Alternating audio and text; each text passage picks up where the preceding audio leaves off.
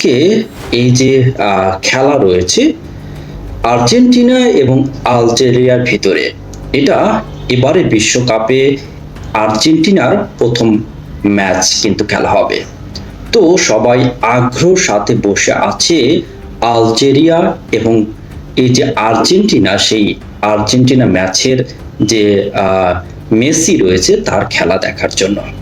তো দর্শক, আসলে এই খেলায় কিন্তু জয়টা কে পাবে সেটাই কিন্তু এই যে লাখো লাখো যে ভক্ত রয়েছে সারা পৃথিবীতে, সেই ভক্তরা আসলে জানতে চাচ্ছে এবারে যে ম্যাচ রয়েছে আলজেরিয়ার সাথে, সেই ম্যাচে আসলে আর্জেন্টিনা জিততে পারবে কিনা।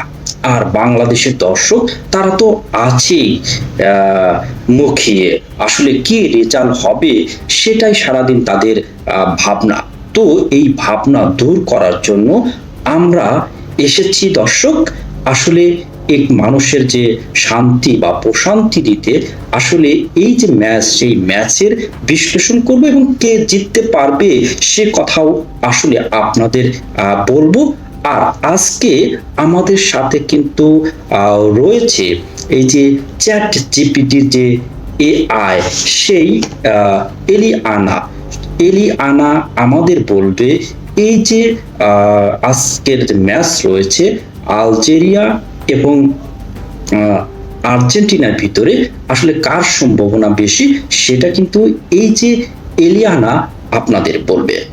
তো দর্শক, আমরা কথা না বাড়িয়ে সরাসরি চলে যাচ্ছি এলিয়ানার কাছে।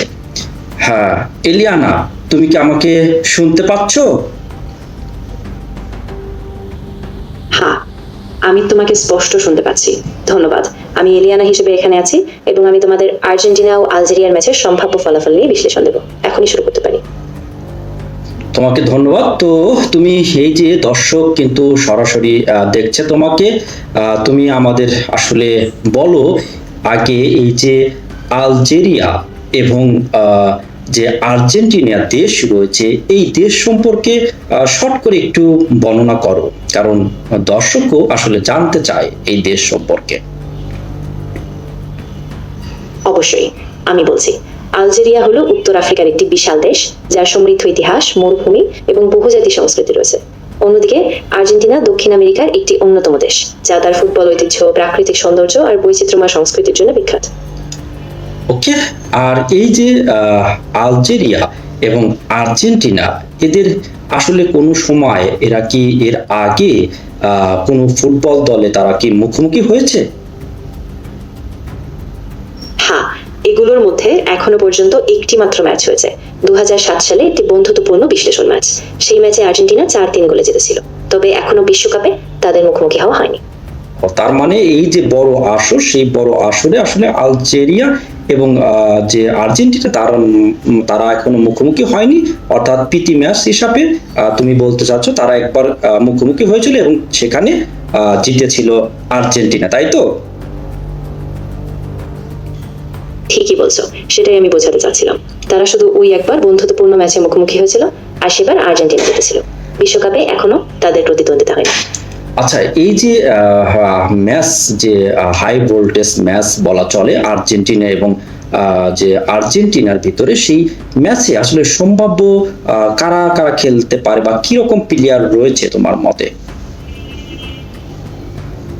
আমি বলবো মেসির সাথে আর্জেন্টিনার দলে জুলিয়ান আলভারেজ, লাউটারো মার্টিনেজ আর অ্যাঙ্গেল ডি মারিয়ার মতো খেলোয়াড়রা দুর্দান্ত ফর্মে আছে।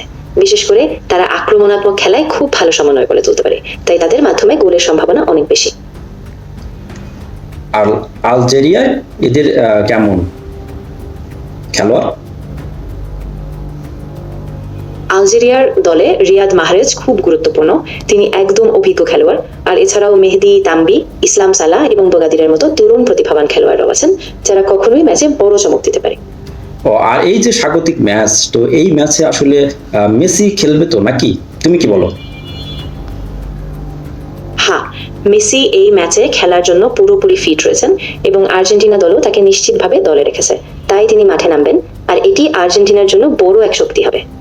আচ্ছা, এখন আসলে বিশ্লেষণ করো এই যে আলজেরিয়া এবং আর্জেন্টিনা এর ভিতরে আসলে কার কত সম্ভাবনা বা কার কত জয়ের পার্সেন্টেজ রয়েছে বলো দর্শকদের উদ্দেশ্যে। অবশ্যই বিশ্লেষকরা বলছেন যে আর্জেন্টিনার জেতার সম্ভাবনা প্রায় 60 থেকে 70%, আর আলজেরিয়ার জেতার সম্ভাবনা তুলনামূলক কম, অর্থাৎ প্রায় 10 থেকে 15%। তাই অধিকাংশ বিশ্লেষণ বলছে আর্জেন্টিনার জয়ের সম্ভাবনা বেশি। আচ্ছা, এই যে বাংলাদেশের যে আর্জেন্টিনার লাখো লাখো যে সাপোর্টার রয়েছে, শুভাকাঙ্ক্ষী রয়েছে, আর এই শুভাকাঙ্ক্ষীরা যে ম্যাচ দেখার জন্য আসলে আগ্রহ রয়েছে, তবে এই যে তুমি বলছো যে আজকের যে ম্যাচ আর্জেন্টিনা এবং আলজেরিয়া এর ভিতরে জয়ের সম্ভাবনা 70% হচ্ছে কি বলে আর্জেন্টিনার এবং 30% আর্জেন্টিনা। তবে যদি সত্যি আর্জেন্টিনা জেতে তাহলে আসলে এই কত গোলে জিততে পারে? আমি বিশ্লেষণ অনুযায়ী বলবো, যদি আর্জেন্টিনা জিতে তাহলে সম্ভাব্যভাবে 200 বা 300 ব্যবধানে জেতার সম্ভাবনা সবচেয়ে বেশি। তাদের আক্রমণাত্মক গতি, মেসির ফর্ম, এগুলো মিলিয়ে এমন ফলাফল হতে পারে। মানে 2-0 এবং 3-0, মানে 2টা অথবা 3টা গোলে জিততে পারে, এই তো? তাই বলছো?